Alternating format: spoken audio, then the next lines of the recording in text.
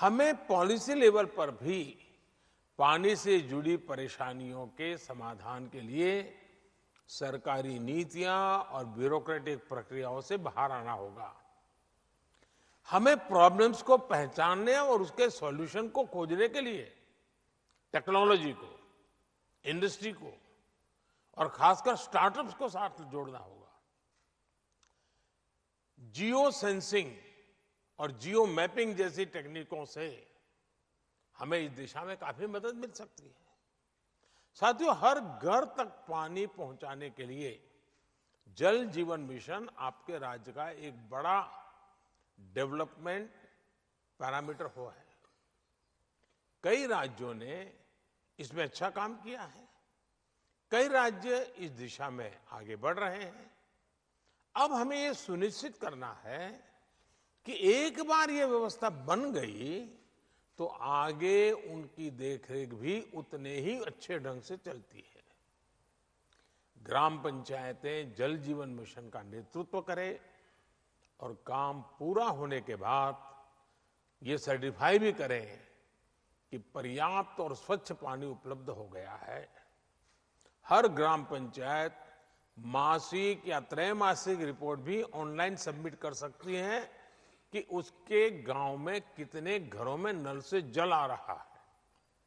पानी की गुणवत्ता सुनिश्चित करने के लिए समय समय पर वाटर टेस्टिंग की प्रणाली भी विकसित की जानी चाहिए।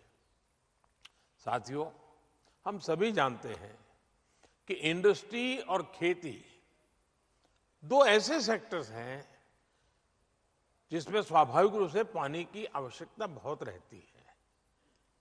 हमें इन दोनों ही सेक्टर से जुड़े लोगों से विशेष अभियान चलाकर उन्हें वाटर सिक्योरिटी के प्रति जागरूक करना चाहिए।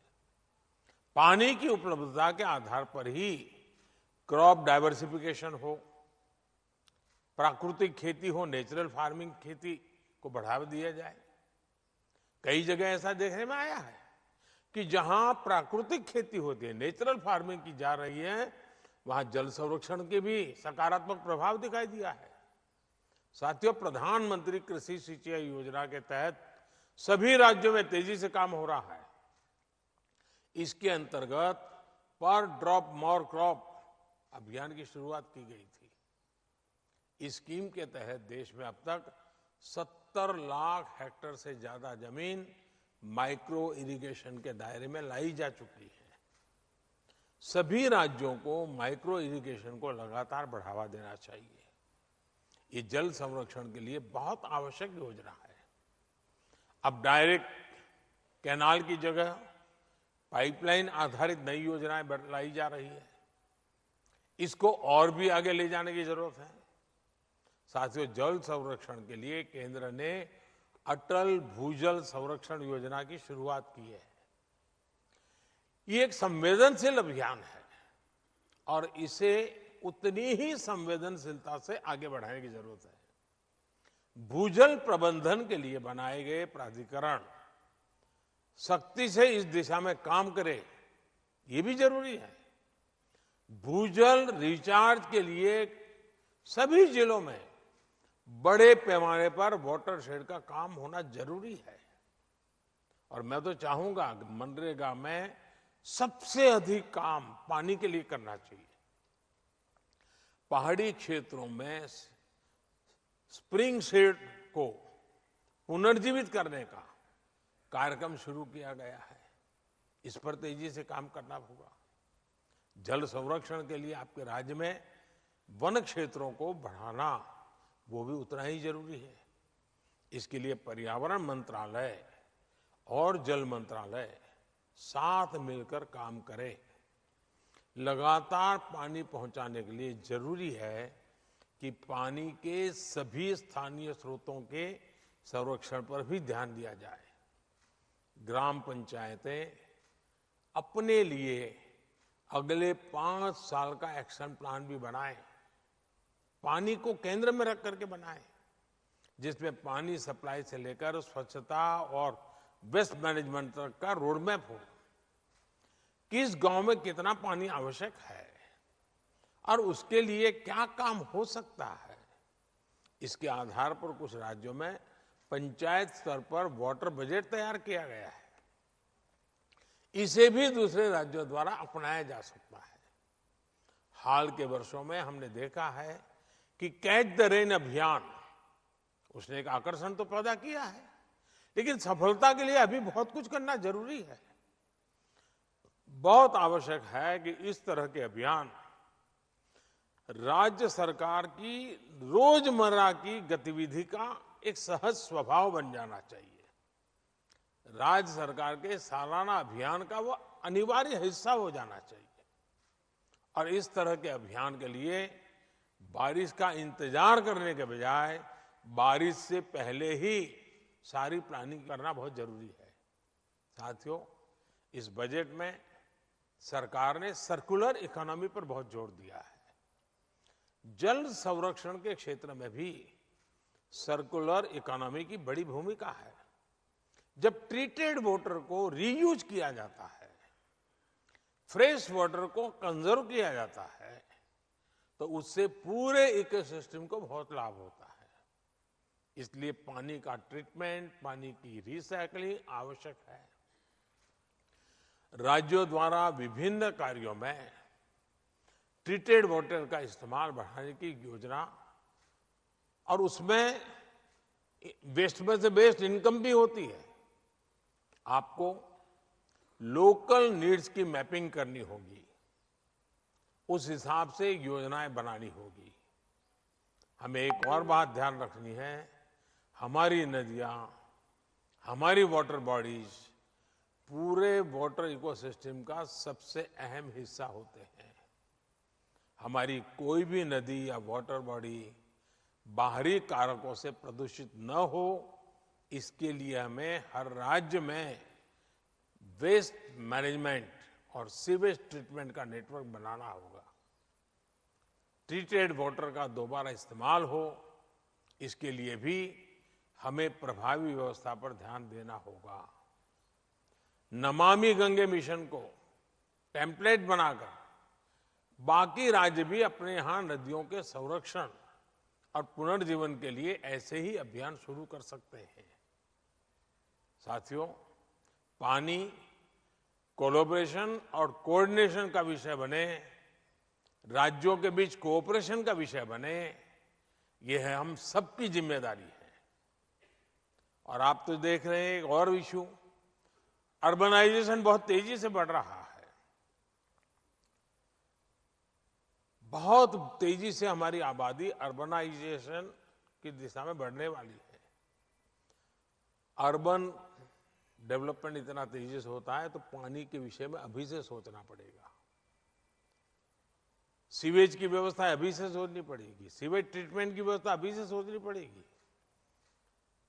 शहरों के बढ़ने की जो गति है, उस गति से हमें और गति बढ़ानी पड़ेगी।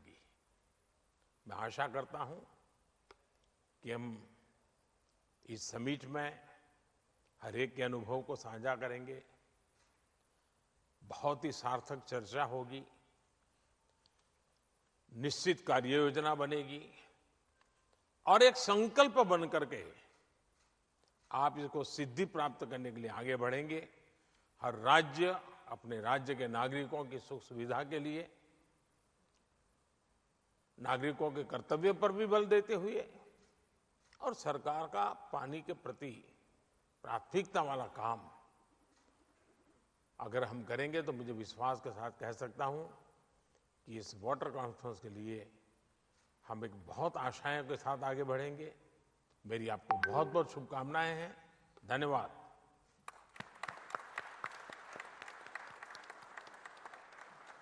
वाकई माननीय प्रधानमंत्री महोदय ने बिल्कुल सही संदेश हम सभी लोगों को दिया है कि एक दूसरे का साथ पाकर किसी काज को जब किया जाता है तो लक्ष्य तक हम दुगनी गति से बढ़ते हैं। ये सत्य है, क्योंकि कहा जाता है ना, करने को तो सरकार अपना काज कर रही है, लेकिन अगर जनता भी साथ दे तो उसमें और बात होती है। क्योंकि चलने को तो कोई एक पांव से भी चल रहा है, लेकिन दूसरा भी साथ दे तो कुछ और बात है। तो कोशिश हम सभी को यही करनी है, जिस प्रकार माननीय प्रधानमंत्री जी ने कहा है कि हमें सभी लोगों को इस कॉज के साथ जोड़कर आगे चलना है। Now I would like to request secretary department of water resources, river development and Ganga rejuvenation, ministry of Jal Shakti, Shri Pankaj Kumar ji to please present the welcome address. Please welcome him with your round of applause.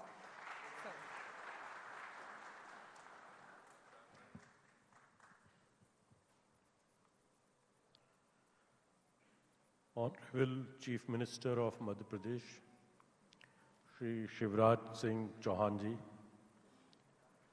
Honorable Minister of Jal Shakti, Government of India, Shri Gajendra Singh Shekhawat ji, Honorable Minister of State Jal Shakti and Food Processing Industries, Government of India, Shri Prahlad Singh Patel ji, Honorable Minister of Water Resources, Madhya Pradesh, Shri Tulsi Ram Silawat ji, Honorable Ministers of Water Resources, Public Health Engineering and Irrigation from the state governments, Secretary Drinking Water and Sanitation, Ministry of Jal Shakti, Srimati Vinnie Mahajan ji, Senior Secretaries from the state governments, from different departments, senior officers from the central and the state governments and friends. It's my privilege to welcome you to the All India State Ministers Conference on Water. The theme of this conference is Water Vision 2047. Honorable Prime Minister gave the clarion call of making the nation a developed nation by 2047 in his Independence Day address. Honorable Prime Minister has also said that water should be managed in such a way that its scarcity does not come in the way of India's development, and that adequate water should be available to meet the country's needs in the 21st century.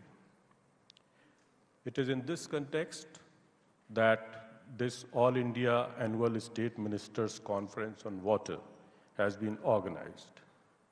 The aim is to identify the major challenges in the water sector in the next 25 years and prepare a roadmap to overcome them and shape the water vision for 2047, which we'll do with the valued inputs from the states in this conference. We all know that the water availability in the country has been declining. We are already in a water-stressed position. Per capita availability of less than 1,700 cubic meters annually is a water-stressed situation. By 2050, our per capita availability of water will be around 1,140 cubic meters, and that will be quite close to the water scarcity norm of 1,000 cubic meters. Our population, on the other hand, will be growing from 1.4 billion today to 1.6 billion 25 years later. Our food grains production has to keep growing in order to meet this growth in the population, from 314 million tons to 405 million tons then. Our urban population will see a massive shift.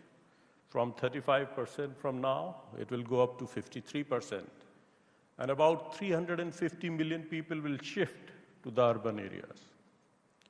We are one of the world's fastest growing economies, and we have to meet the needs of our industrial and agriculture sectors.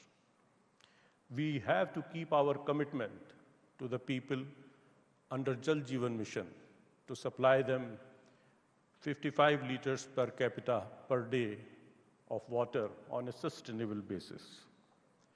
We also have to keep in mind that we are a diverse country, both geographically and geologically, with different climatic conditions across various regions of the country.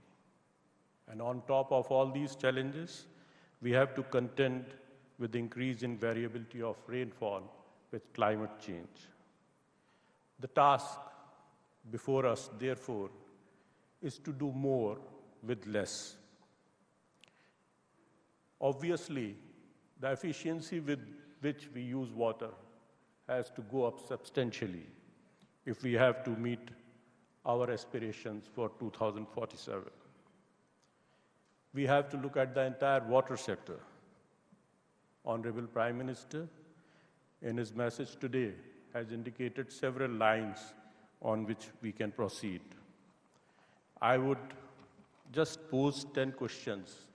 Of course, in the sessions to come, there will be many more questions from the states and there will be plenty of discussion. But just to start the ball rolling, I thought I will list 10, taking guidance from what Honorable Prime Minister has said. जिन प्रदेशों के साथ में अलग अलग तरह के भौगोलिक क्षेत्र वहां हैं, वहां पे वो किस तरह से उन जल की आपूर्ति पर काम करेंगे, इन सब विषयों पर विचार मंथन करने के लिए हम सबको न केवल साथ बैठने की आवश्यकता थी, अपितु बार बार साथ बैठने की भी आवश्यकता है, ऐसी माननीय प्रधानमंत्री जी ने महसूस की। और हम सौभाग्यशाली हैं कि आज हम सब लोग एक साथ यहाँ बैठकर इस विषय पर विचार विमर्श करने के लिए इस 2 दिवसीय कार्यशाला में एकत्रित आए। मित्रों, माननीय प्रधानमंत्री जी ने अभी जिन विषयों का उल्लेख किया, वाटर यूज एफिकेसी की उन्होंने चर्चा की। निश्चित रूप से जिन संसाधनों, आज पानी पर काम करने के लिए जो पहली आवश्यकता है कि हम अपने संसाधनों को पहचानें। मुझे स्मरण आता है जब 2019 में मुझे माननीय प्रधानमंत्री जी ने इस एकीकृत मंत्रालय में काम करने का अवसर प्रदान किया था। भारत की सरकार के पास में कुल संसाधन देश भर में कितने हैं, कितनी वाटर बॉडीज हैं, कितने बांध हैं, उन बांधों की संख्या का भी स्पष्ट आकलन नहीं था। न हमारे पास में जो रिसोर्सेज हैं, हम उन रिसोर्सेज को, कि हमारे भूगर्भ के जल और सरफेस वाटर के रिसोर्सेज क्या हैं, उनका स्पष्ट लेखा जोखा नहीं था। उस दिशा में निश्चित रूप से राज्यों के सहयोग से हमने अभूतपूर्व प्रगति प्राप्त की है और हमने एक वाटर प्लेटफॉर्म, एक इंटरनेट प्लेटफॉर्म इस तरह का बनाने का की दिशा में आगे कदम बढ़ाएं कि जहां हम अपने रिसोर्सेज को जान सकें, पहचान सकें, आने वाले समय को लेकर उनकी प्लानिंग कर सकें। और उसके बाद जब हम अपने रिसोर्सेज को जान पाएंगे तो वाटर यूज एफिकेसी और better management of water resource की दिशा में हम सब लोग काम कर सकेंगे। माननीय प्रधानमंत्री जी ने अभी विस्तार से इस विषय में चर्चा की है, आने वाले समय में इस पर और भी विस्तार से चर्चा होगी। लेकिन जिस तरह से पानी की आवश्यकता हमें पड़ती है और भारत जैसे बड़े देश में, जिस इतनी बड़ी आबादी वाले देश में, जहां भोजन की आवश्यकताएं भी निरंतर परिवर्तित हो रही, बढ़ती हुई इकोनॉमी के साथ में जिस तरह से फूड को कैलकुलेट करने का पैरामीटर बदल रहा है, जहां आज से पहले पूरे विश्व भर में वर्षों तक, सदियों तक फूड जो है भोजन को मापने की मात्रा किलोग्राम्स में, क्विंटल्स में, टन्स में, मीट्रिक टन्स में, मिलियन टन्स में होती थी। लेकिन जिस तरह से परिदृश्य बदल रहा है, इस बदलते हुए परिदृश्य में आज हम सब लोग भी जितने यहां बैठे हैं, उनके घर में शायद भोजन की जो है मात्रा का आकलन उसके किलोग्राम या क्वांटिटी से नहीं होता। आज बदलती हुई इकोनॉमी के साथ में हम सबके परिवारों में भी भोजन की मात्रा का आकलन उसकी न्यूट्रिशियस वैल्यू के आधार पर होने लगा है। उसमें जो है गुणात्मक तत्वों के उपलब्धता के आधार पर होने लगा है। ऐसे समय में जब दुनिया में जिस तरह के परिवर्तन हुए, फूड हैबिट्स में जिस तरह के परिवर्तन हुए, आने वाले समय में विकसित भारत में जिस तरह के परिवर्तन होंगे, उसके दृष्टिगत रखते हुए हमें कितने पानी के संसाधनों की आवश्यकता पड़ेगी और इन सीमित संसाधनों के साथ में हम उन आवश्यकताओं की पूर्ति कैसे कर पाएंगे। क्योंकि यदि पेयजल की चर्चा करें तो केवल 5 लीटर पानी शायद एक व्यक्ति के लिए पर्याप्त होता है, लेकिन अगर भोजन के दृष्टिकोण से देखें तो 1 किलो अनाज पैदा करने के लिए 1 टन से लेकर के 5 टन, मतलब 1000 लीटर से लेकर के 5000 लीटर तक पानी की आवश्यकता हमको पड़ती है। एक व्यक्ति के दिन भर के भोजन की अगर के लिए आवश्यक पानी की अगर मैं एक आकलन करूं तो मोटे तौर पर वो आकलन 600-700 लीटर पर डे तक जाता है। ऐसे में एक व्यक्ति जितना साल भर में पानी उपभोग करता है उससे ज्यादा एक सप्ताह में जितना भोजन करता है उसमें उससे ज्यादा पानी की आवश्यकता होती है। तो आने वाले समय में इन चुनौतियों को दृष्टिगत रखते हुए हम किस तरह से अपने इरिगेशन सिस्टम्स में परिवर्तन करें, इसके ऊपर विचार करने की आवश्यकता है। हमारे जो रिसोर्सेज हैं उन रिसोर्सेज के ऊपर 2 तरह की चुनौतियां हैं। एक कि हमें और अधिक भंडारण की क्षमता को बढ़ाने की शीघ्र आवश्यकता है, लेकिन हम जानते हैं कि जिस तरह की भौगोलिक परिस्थितियां हैं, जिस तरह की वर्तमान में राजनीतिक परिदृश्य हैं, बहुत बड़े बड़े बांध देश में और बन पाएंगे इसकी संभावनाएं धीरे धीरे क्षीण होती जा रही। और बड़ी चुनौतियां, क्योंकि पिछले वर्षों में जिस तरह से हम सब ने इन संसाधनों के सप्लाई साइड को और अधिक हार्वेस्ट करने के लिए जिस तरह से काम किया, अब नए बांध हम और बड़े बना पाएंगे इसकी संभावनाएं क्षीण होगी। हो सकता है देश में कुछ ऐसी जगह होंगी जहां हम शायद इस तरह के बड़े इनिशिएटिव्स ले पाएंगे, लेकिन पानी के जो है स्टोरेज पर हमें काम करना है। उसके लिए दो तरह से काम किया जा सकता है। एक कि हम छोटे छोटे वाटर स्टोरेज पर काम करने को किस तरह फोकस करें। माननीय प्रधानमंत्री जी ने अमृत सरोवर की कल्पना की। अभी माननीय प्रधानमंत्री जी ने खुद कहा कि 25,000 अमृत सरोवर बने, और देश भर में इस दिशा में और हम इसे नए आयाम किस तरह से दे सकते हैं। लेकिन उसके साथ साथ में भूगर्भ के जल की पुनर्भरण, जो देश का सबसे बड़ा रिजर्वायर है, जो देश की सबसे बड़ी जल संधारण की क्षमता रखता है और जिस पर हमारी सबसे बड़ी निर्भरता है, उस दिशा में भी हमें और अधिक गति से काम करने की आवश्यकता है।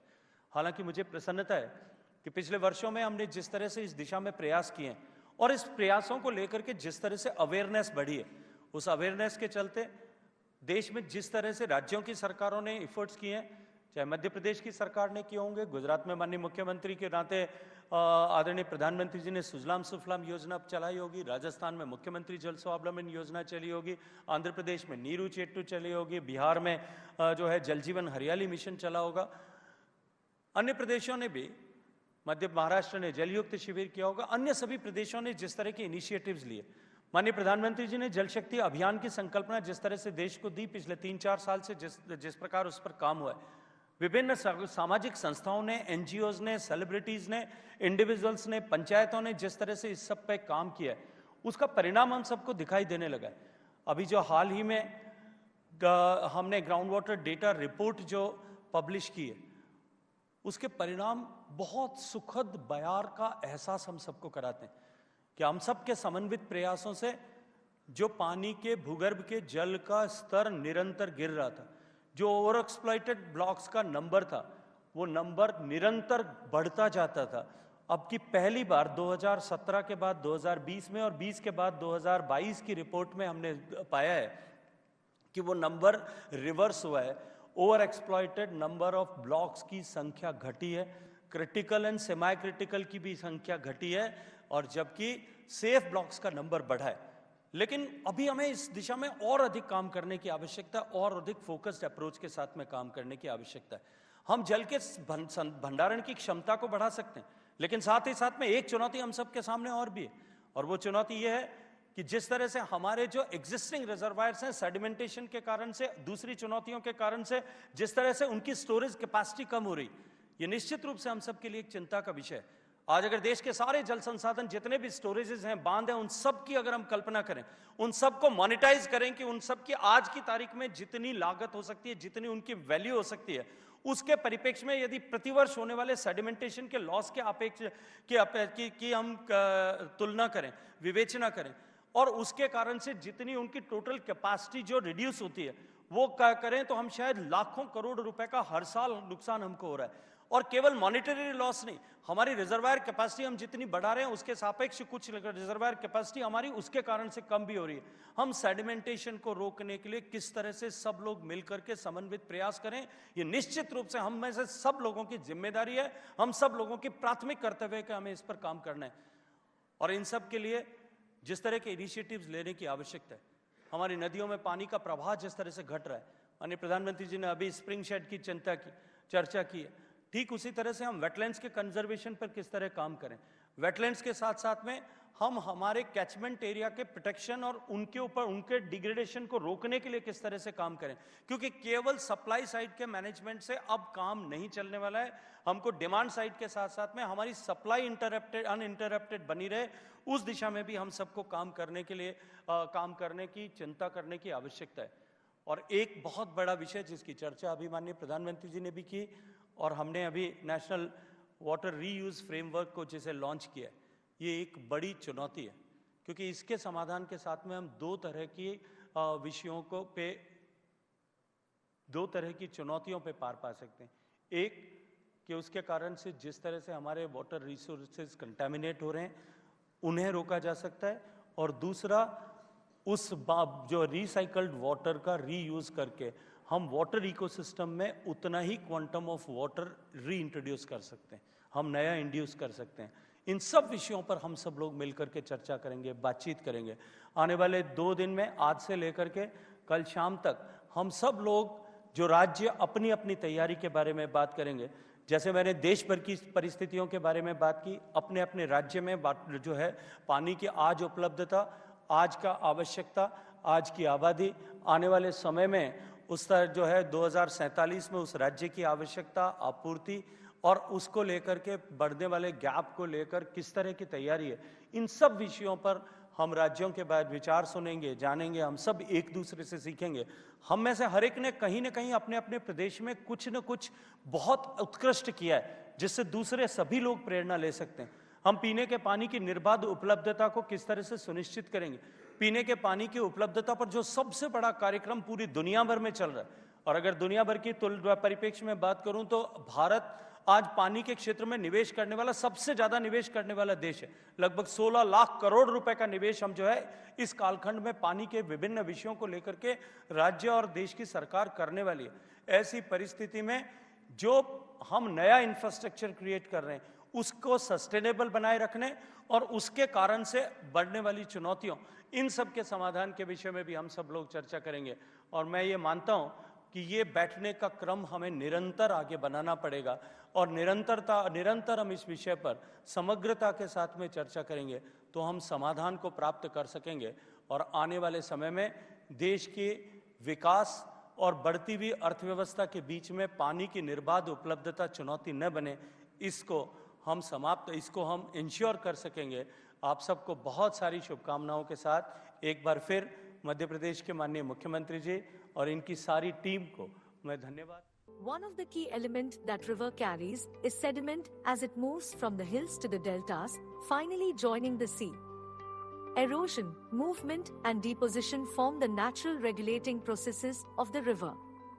They form the rich alluvial floodplains, support the aquatic ecosystem, serve as spawning grounds for fishes, etc. Indian rivers experience wide fluctuations in flow and sediment concentration due to land use, land cover, soil characteristics, topography, geology, spatial and temporal variability in precipitation, etc. The river planform and profile tends to alter, causing shifting of erosion and deposition patterns over time.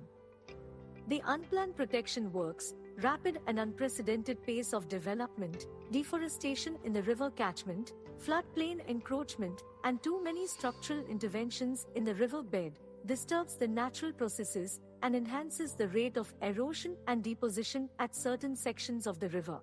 This causes loss of agricultural land, extreme events like floods, damage to flood protections works, and existing structures like dams, bridges, etc. Further, this sediment, when trapped in reservoirs, causes substantial decrease in its life storage capacity. As per the finding of International Commission of High Dams, ICOLD, 50% of the storage would be lost globally by 2050 and 100% within 200 to 300 years due to sedimentation. Sediment-induced problems cause a number of adverse impacts, not only within reservoirs, but also in both upstream and downstream areas of river systems with dams.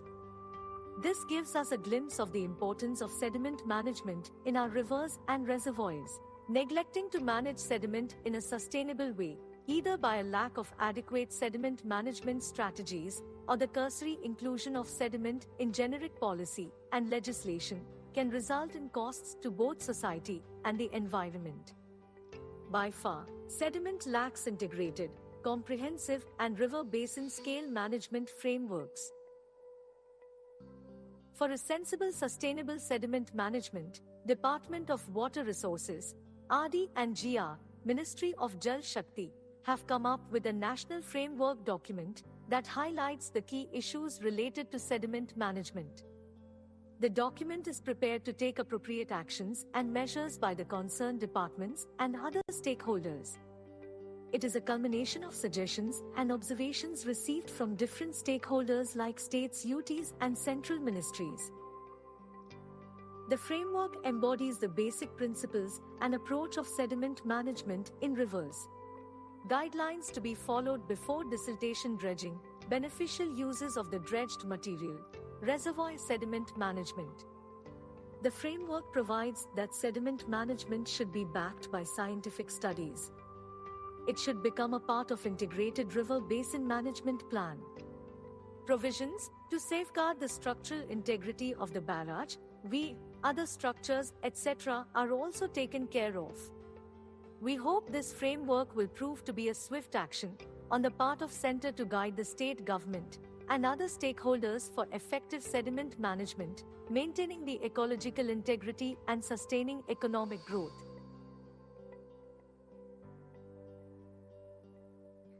And now I would like to request the dignitaries to please do the electronic launch of this national framework for sedimentation management with your click. Here is the launch of National Framework for Sedimentation Management. And once again, I would like to request you to please release its physical copy as well. तो ये physical copy भी है, क्योंकि electronic के माध्यम से तो हम लोगों तक पहुंच ही रहे हैं, लेकिन किताबों का साथ हम कभी नहीं छोड़ना चाहते। आप सभी को हम बता दें कि national framework for sedimentation management, इससे रिलेटेड जो प्रेजेंटेशंस और डॉक्यूमेंट्स हैं वो आपको मिनिस्ट्री ऑफ जल शक्ति के मंत्रालय के जो वेबसाइट पोर्टल है और नेशनल वाटर मिशन का जो पोर्टल है उस पर भी आपको उपलब्ध है। Let's have a round of applause for the launch, my dear friends. It's a national framework for sedimentation management.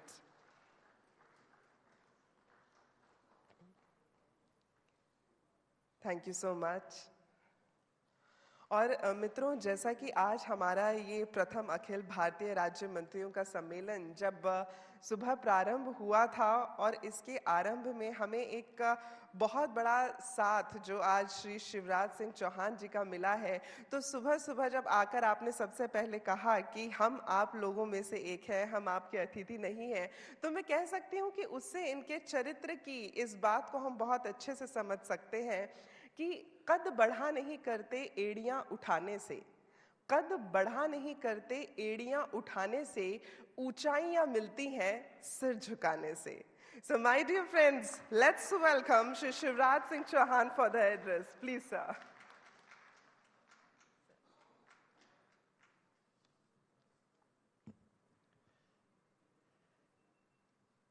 हमारे देश के जल शक्ति मंत्री, जिनको अभी हम बड़े ध्यान से सुन रहे थे, आदरणीय श्री गजेंद्र सिंह शेखावत जी, केंद्रीय राज्य मंत्री फूड प्रोसेसिंग, उद्योग और जल शक्ति, आदरणीय श्री प्रहलाद पटेल जी, मध्य प्रदेश के जल संसाधन मंत्री आदरणीय तुलसी सिलावट जी, सचिव जल शक्ति मंत्रालय आदरणीय बिनी महाजन जी, पंकज कुमार जी, अलग अलग राज्यों से आए हुए, मध्य प्रदेश का सौभाग्य है कि इस धरती पर आप पधारे हैं। सभी राज्यों के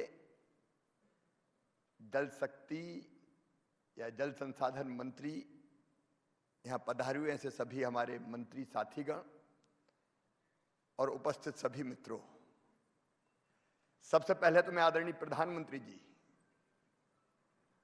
को हृदय से धन्यवाद देता हूं और आदरणीय गजेंद्र सिंह शेखावत जी, आपको, प्रहलाद जी को सच में आपका आभार प्रकट करता हूं कि इतने महत्वपूर्ण विषय पर वाटर विजन 2047 ये विचार विमर्श का सम्मेलन जो हो रहा है वो मध्य प्रदेश की राजधानी भोपाल में हो रहा है। तो आभार आपको प्रकट नहीं करना, धन्यवाद मुझे देना है। ये दुर्लभ अवसर मध्य प्रदेश को मिला है। हमारी परंपरा है अतिथि देवो भव की। प्रयास ये होगा कि सम्मेलन के दौरान किसी तरह का कोई कष्ट ना हो, क्योंकि हम पैसे भी गाते रहे, मेहमा जो हमारा होता है वो जान से प्यारा होता है। आप सबका हृदय से स्वागत। हम सचमुच में सौभाग्यशाली हैं, हमारा देश सौभाग्यशाली है कि प्रधानमंत्री जी के रूप में श्रीमान नरेंद्र मोदी जी जैसे विजनरी लीडर मिले हैं। वो कल्पनाशील मस्तिष्क के धनी हैं। वो संकल्प लेते हैं और उनकी सिद्धि के लिए अपने आप को झोंक देते हैं, और केवल खुद को नहीं झोंकते, हम सबको भी झोंकने की कोशिश करते हैं। मैं ये हृदय से कह रहा हूं, अद्भुत लीडर मिला है देश को। और इसलिए जिन विषयों पर पहले कभी विचार नहीं होता था, अब गजेंद्र सिंह जी बता रहे थे कि ये पता ही नहीं था कितनी वाटर बॉडीज हैं देश में, कितने बांध है, कितने अलग अलग तरह की जल संरचनाएं हैं, कुल कितना पानी है। लेकिन प्रधानमंत्री जी के विजन के कारण ही आज हम केवल आज का नहीं, आने वाले 25 और 50 साल बाद की क्या स्थिति बनेगी, उसकी व्यवस्थाएं हम कैसे करेंगे, उस पर विचार कर रहे हैं। लेकिन यह सम्मेलन भोपाल में हो रहा है, और भोपाल जल प्रबंधन का उत्तम उदाहरण है। हमारे यहां कहावत है, ताल तो भोपाल ताल और सब तलैया। इसमें एक और चीज जुड़ती थी, रानी तो कमलापति और सब रनैया। यहां की रानी अंतिम गौण शासिका हुई थी कमलापति। जब आप आए होंगे एयरपोर्ट से तो आपने हमारे बड़े तालाब को, बड़ी झील को देखा होगा। ये 10वीं शताब्दी में बनी, 1000 साल से ज्यादा हो गए इसको बने हुए। और जब 1000 साल पूरे हुए तो बनवाई थी राजा भोज ने। राजा भोज की प्रतिमा हमने इसी बड़े तालाब में लगाई। आप देखते होंगे आते समय, वो आज भोपाल की पहचान बन गई। और आज भी 1/3 पेयजल की आपूर्ति भोपाल को यही बड़ा तालाब कर रहा है।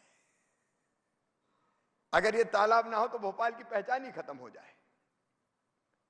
और मैं भारत के पुराने विजन को भी आपको बताना चाहता हूं। राजा भोज ने अकेला ये नहीं बनवाया था।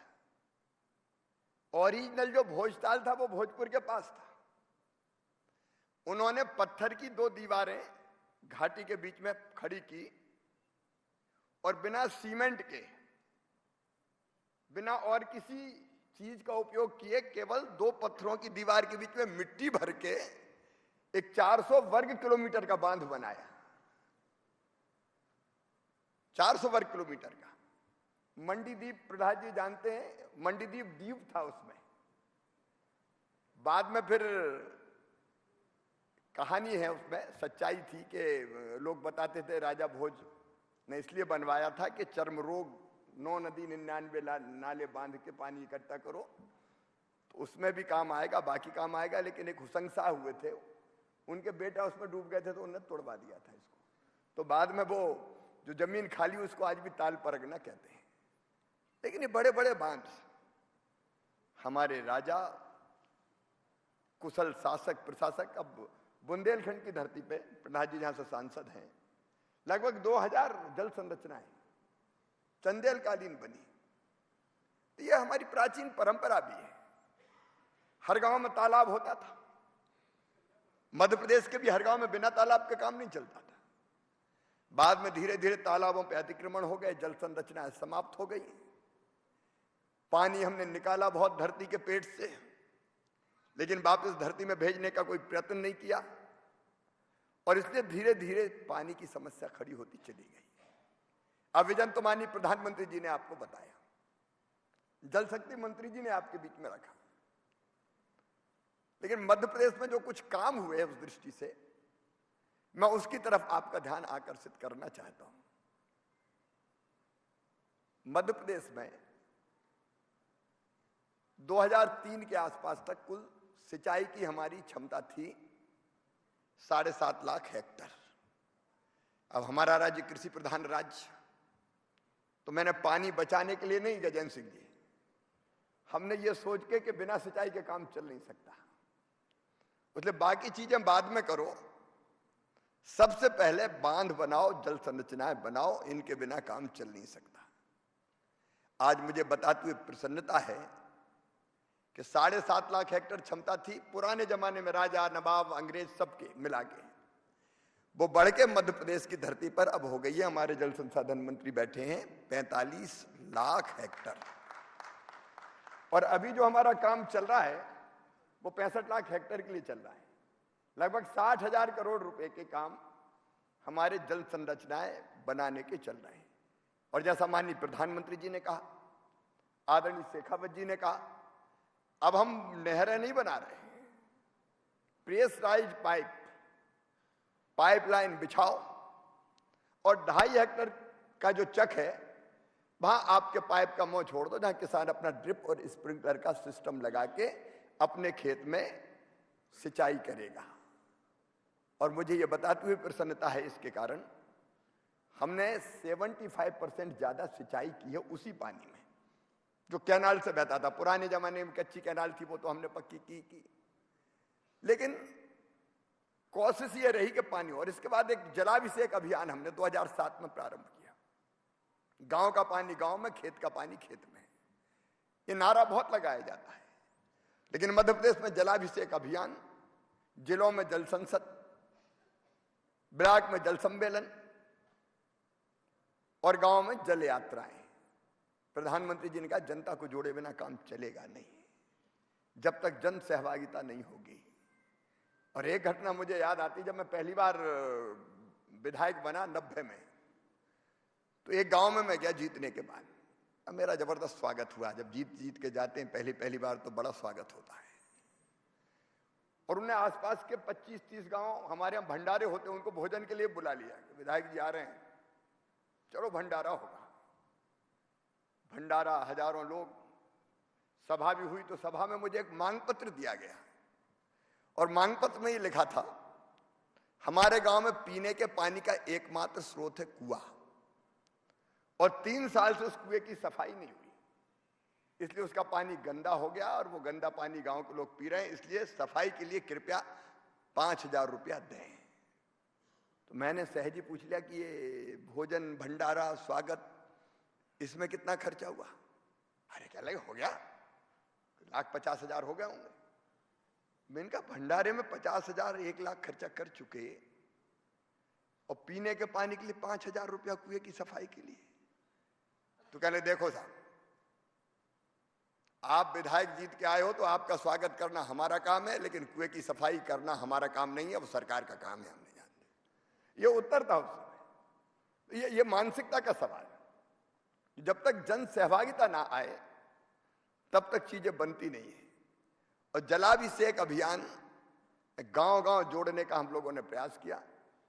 और मुझे प्रसन्नता है ये कहते हुए कि छोटी बड़ी मिला के चेक डैम, स्टाफ डैम, बोरी बंधान, तालाबों का जीर्णोद्धार, नए तालाब, हमने 4.5 लाख से ज्यादा वाटर बॉडीज बनाई। और वो लगातार काम जारी है। नदी के पुनर्जीवन की बात आती, जो नदियां सदा निराथी बहती थी, वो नदियां सूख गई, क्योंकि एक तो पानी निकाल के खेत में सिंचाई कर ली, और दूसरे जो जल संरचना उनके आसपास होती थी वो समाप्त कर दी गई। तो नदी पुनर्जीवन का एक अभियान, जिसमें वृक्षारोपण, तालाब खोदना, ऊपर अगर छोटे छोटे तालाब खुद जाएं, जल संरचना बन जाए, तो बूंद बूंद रिस के पानी फिर नदी में आ जाए, फिर से नदी पुनर्जीवित हो जाए। हम लोगों ने अभियान चलाया नर्मदा सेवा यात्रा का। प्रहलाद जी भी नर्मदा भक्त है, हम लोग नर्मदा जी के तट पर ही जन्मे। तो नर्मदा जी कोई ग्लेशियर से नहीं निकलते। अपने यहाँ तो उत्तराखंड में जो नदियां निकलती है वो सब ग्लेशियर से निकलती है। हमारे यहाँ तो नर्मदा जी जैसी नदी, जितनी भी नदी है, वो तो पेड़ों की जड़ों से निकलती है। साल के घने जंगल अमरकंटक में वर्षा जल अवशोषित करके रखते हैं, और बाद में जब नमी की जरूरत होती है आसपास की जमीन में, तो बूंद बूंद करके छोड़ते हैं, और वही बूंद बूंद पानी धीरे धीरे नर्मदा जी की धार बन जाता है। तो हमको लगा कि पानी की मात्रा लगातार कम हो रही है, तो एक अभियान जनता के सहयोग से चला, नर्मदा सेवा यात्रा। उसमें नर्मदा जी की स्वच्छता के साथ साथ दोनों तटों पर व्यापक पैमाने पर वृक्षारोपण, क्योंकि वृक्ष रहेंगे तो नदी रहेगी, बिना वृक्ष के नदी रह नहीं सकती। ऐसे एक नहीं, अनेकों अभियान हाथ में लेने के प्रयास किए।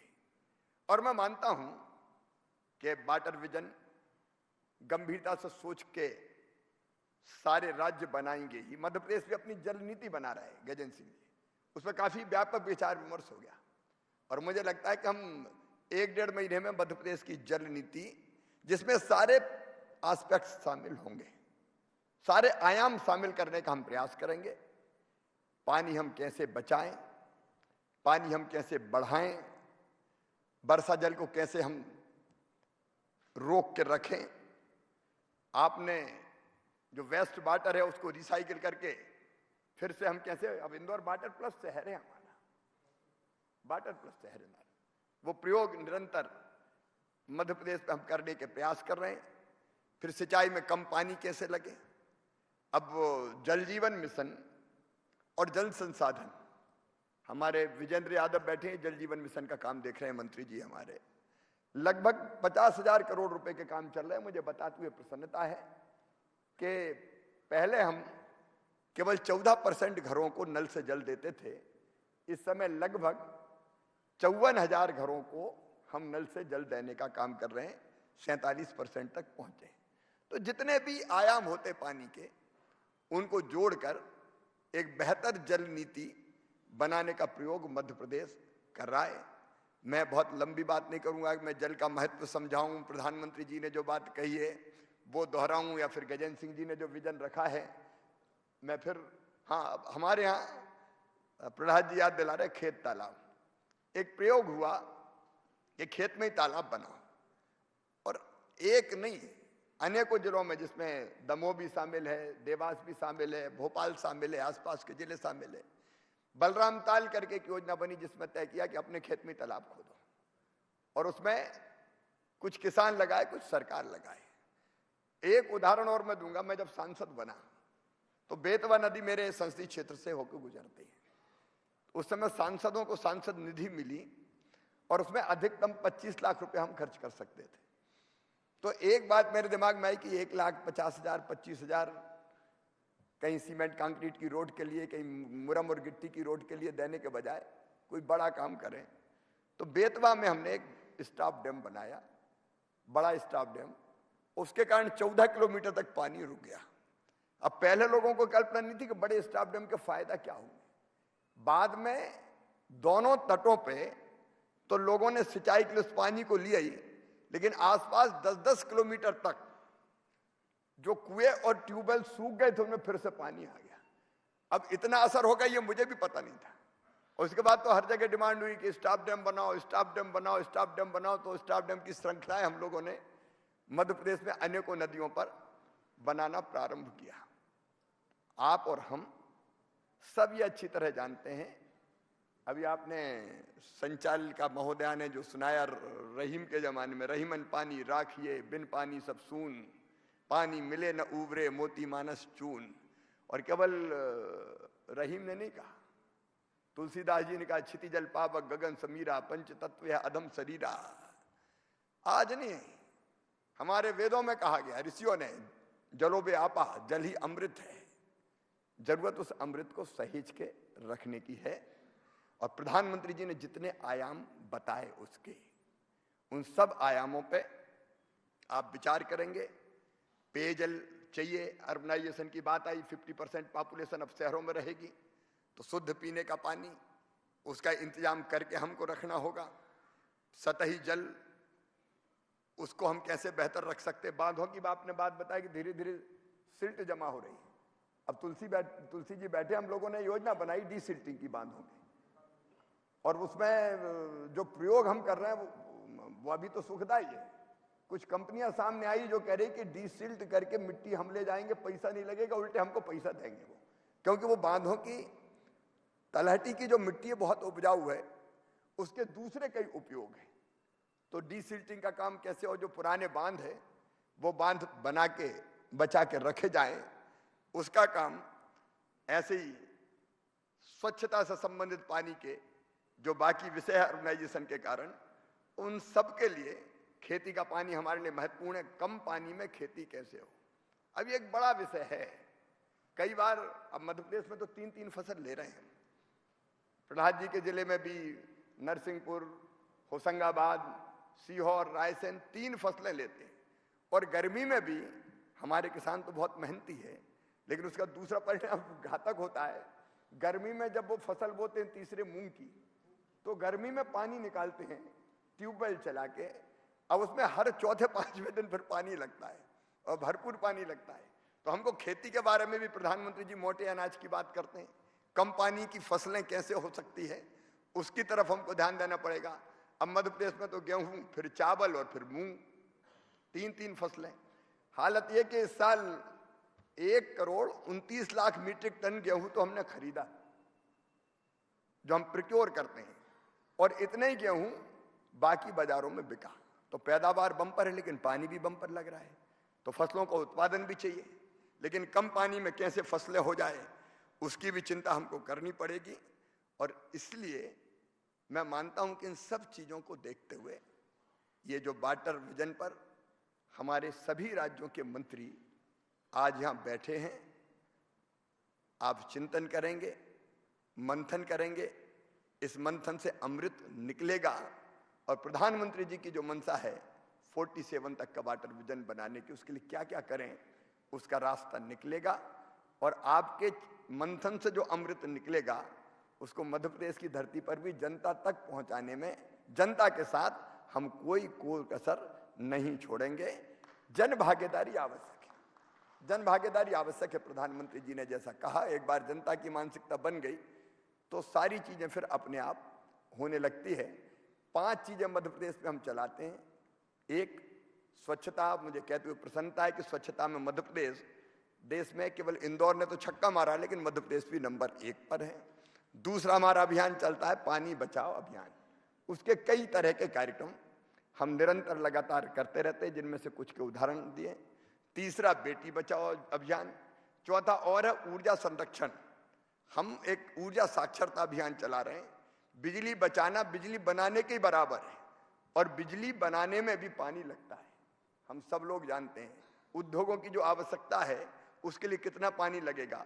सेमीकंडक्टर फैब जैसी इंडस्ट्री आएगी तो वो तो वाटर वेस्ट ही होती है। तो औद्योगिकरण को भी हम नहीं रोक सकते, उस दिशा में भी हमको तेजी से बढ़ना है, तो उसके लिए भी हमको पानी बचाना है। और इसलिए इन सब विषयों पर आप गंभीरतापूर्वक विचार करेंगे। मध्य प्रदेश भी अपनी जल नीति लेकर, आपके अनुभवों का उसमें लाभ मिलेगा। आज जो चिंतन यहाँ होगा आज और कल, उसका भी हमको लाभ मिलेगा। मैं एक बार फिर आपका हृदय से स्वागत करता हूं। एक अंतिम अभियान में बताना भूल गया, वो है पेड़ लगाओ। मध्य प्रदेश में वृक्षारोपण का व्यापक अभियान लगातार हर साल हम चलाते हैं, और मुझे लगा कि मैं केवल भाषण दे के कहूं पेड़ लगाओ पेड़ लगाओ पेड़ लगाओ तो उसका असर नहीं होगा। इसलिए मध्य प्रदेश में मैंने तय किया कि मैं रोज पेड़ लगाऊंगा, और निरंतर 2 सालों से अभियान जारी है। मैं 3 पेड़ खुद रोज लगाता हूं, बिना उसके मेरा दिन प्रारंभ नहीं होता।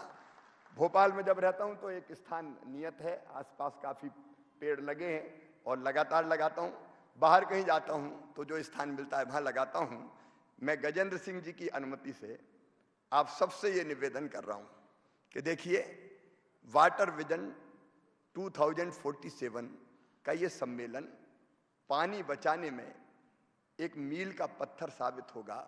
तो क्यों ना कल मेरे साथ आप पेड़ लगाएं। पर्यावरण और पानी, पेड़ और पानी का चोली दामन का साथ है।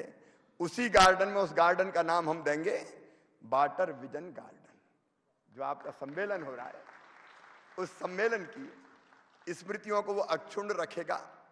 तो मैं निवेदन कर रहा हूं आदरणीय केंद्रीय मंत्री जी से, राज्य मंत्री जी से, और सभी जो हमारे जल शक्ति या जल संसाधन मंत्री अलग अलग राज्यों से पधारे हैं।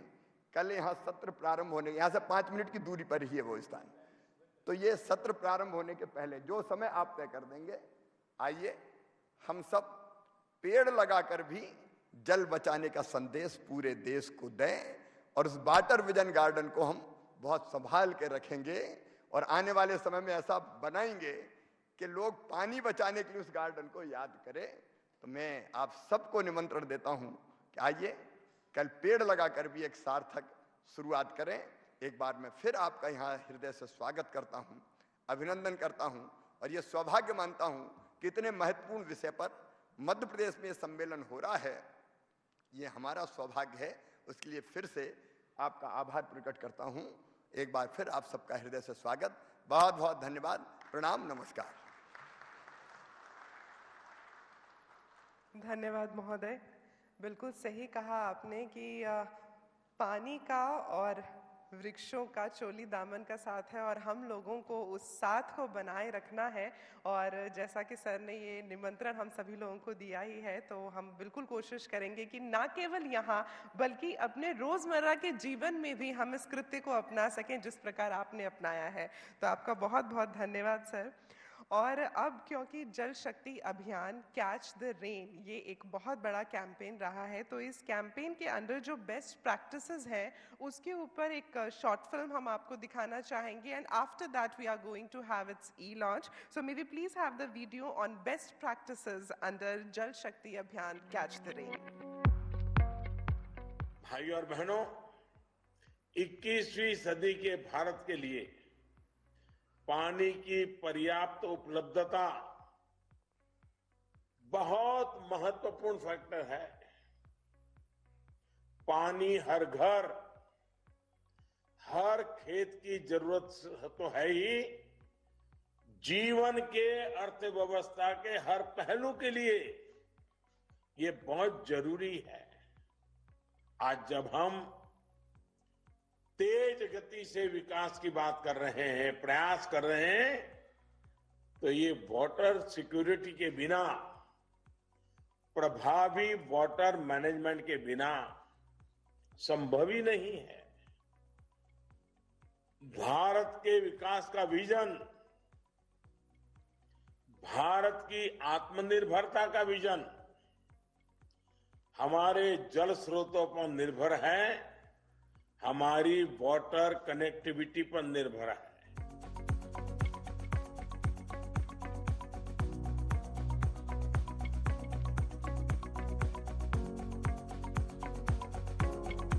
पर्यावरण के जो परिवर्तन के प्रतिकूल प्रभाव अब हम सबको अपने घर के दरवाजे के सामने दिखाई दे रहे हैं, और इसी के कारण से आने वाले समय में हमारा देश और आने वाली पीढ़ियां जल समृद्ध हो सकें, सुरक्षित हो सकें। हमारे दूरदर्शिता प्रधानमंत्री श्रद्धेय नरेंद्र मोदी जी ने जल से जुड़े हुए विभिन्न विषय जो विभिन्न मंत्रालय और विभागों में निस्तारित किए जाते थे, उन सब को जोड़ करके एक मंत्रालय का निर्माण किया। जल शक्ति अभियान के प्रथम चरण की कल्पना दी और उनके मार्गदर्शन में जल शक्ति अभियान को हमने आयोजित किया।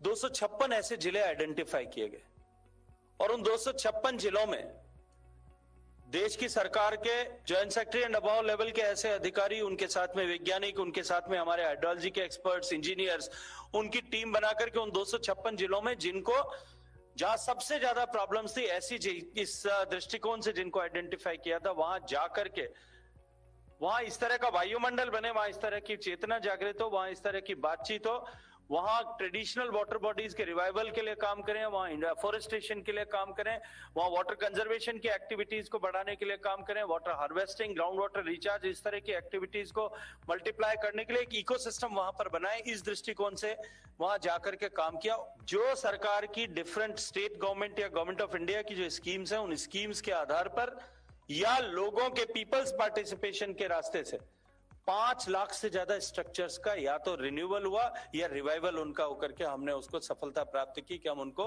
वापस रिजुविनेट कर सके। तो तकनीकी का उपयोग और मानव संसाधन दोनों यदि साथ मिलते हैं और उसके साथ साथ में सब लोग एक ही तरह से सिंथेसाइज मैनर में एक ही विषय पर सब लोग अगर साथ काम करते हैं,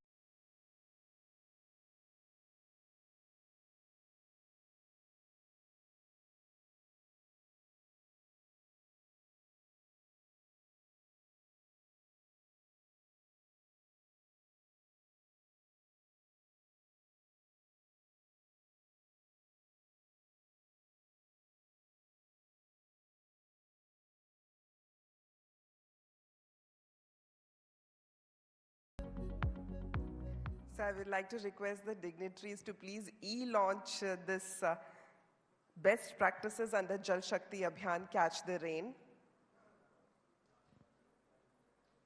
So with this click, you can e-launch this best practices under Jal Shakti Abhiyan Catch the Rain. Let's have a thunderous round of applause for the launch. And we have the physical copies as well, तो हम चाहेंगे कि उन physical copies का अनावरण भी आपके शुभ कर कमलों द्वारा हो। Jal Shakti Abhiyan catch the rain के अंडर जो बेस्ट प्रैक्टिसेस हैं उस पर ये physical copy. Let's have a round of applause my dear friends for the launch, and we are going to capture these moments into the camera.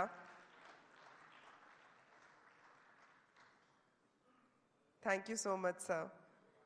मित्रों, जब हम लोग जल संरक्षण की बात करते हैं और उससे मुतालिक हम अपने आज की और आने वाले कल की बात करते हैं, तो ऐसे में हमें अपने बीते कल का संज्ञान होना भी बहुत ज़्यादा आवश्यक है, क्योंकि कहा जाता है कि जिस व्यक्ति को अपना इतिहास पता होता है वो व्यक्ति इतिहास रच सकता है। इसीलिए मैं आप सभी लोगों के साथ साझा करना चाहूँगी कि जल इतिहास नाम से एक सब पोर्टल जो है बनाया गया है, जिसमें आज़ादी के अमृत महोत्सव के तहत हमारे देश के जो 75 वाटर हेरिटेज स्ट्रक्चर्स हैं उनका समागम उसमें रखा गया है। So we have a film on that, and after that we are going to have the inauguration of that sub portal. So may be please have the movie on the screen.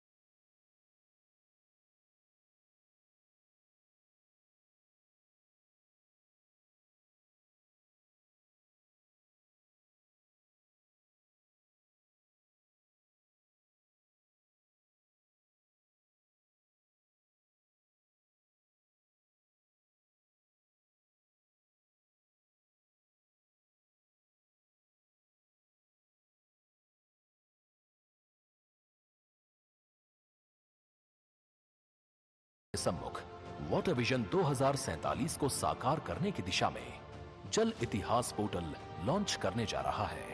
इस portal में देश भर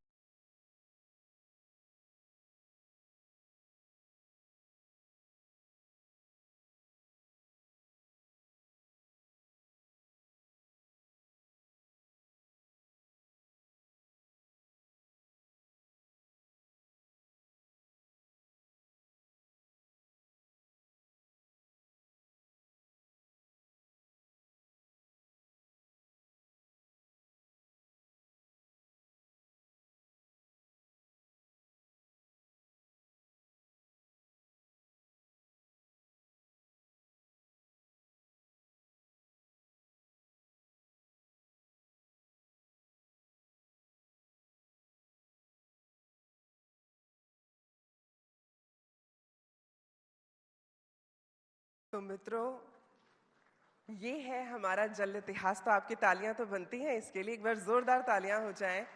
और मैं मंच पर आमंत्रित करना चाहूँगी उस कमेटी को जिस कमेटी में जितने लोग थे उन सभी के पूरे, हम कह सकते हैं कि हार्डवर्क की वजह से ये जो हमारे 75 वाटर हेरिटेज स्ट्रक्चर्स हैं इनका चयन किया गया। So I would like to request that committee to come on the stage. Shri Rajiv Ranjan Mishra, former DG NMCG, who is also the chairman of this committee. Let's have a round of applause for him.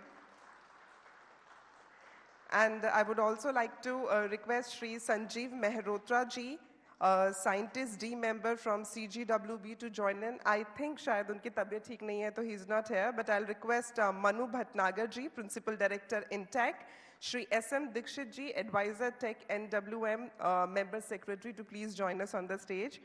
और मैं आपको बता दूं कि हमारे 2 members और भी हैं जो तबीयत नासाज होने की वजह से ज्वाइन नहीं कर पाए. Shri Bhima Ajmera ji, director conservation, member of ASI, mister Anuj Kanwal, director commissioner CAD, ministry of Jal Shakti. So now here is the time to launch this, or basically I should say the inauguration of this sub-portal of Jal Itihas under India WRIS portal as part of Azadi Ka Amrit Mahotsav. तो ये जल इतिहास का portal आप सभी लोगों के लिए है. Let's have a round of applause for the launch. Sir, I'll request you to please click on the button and launch this sub-portal of Jal Itihas. हमारे इतिहास के लिए आपकी इतिहास रचने वाली तालियां होनी चाहिए. Let's have a round of applause, my dear friends.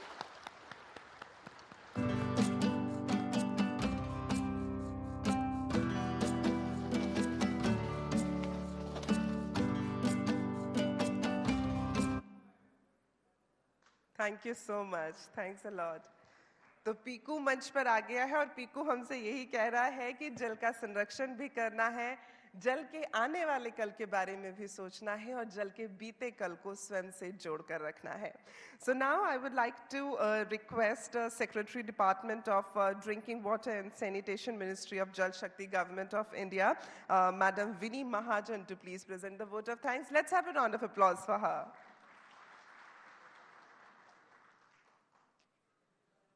This first All India State Ministers Conference is a unique effort to bring together the leaders in the water sector from both the Government of India and the states. And the vision is to go beyond what we do in our daily routine and in the sphere of activity that each one of us is looking.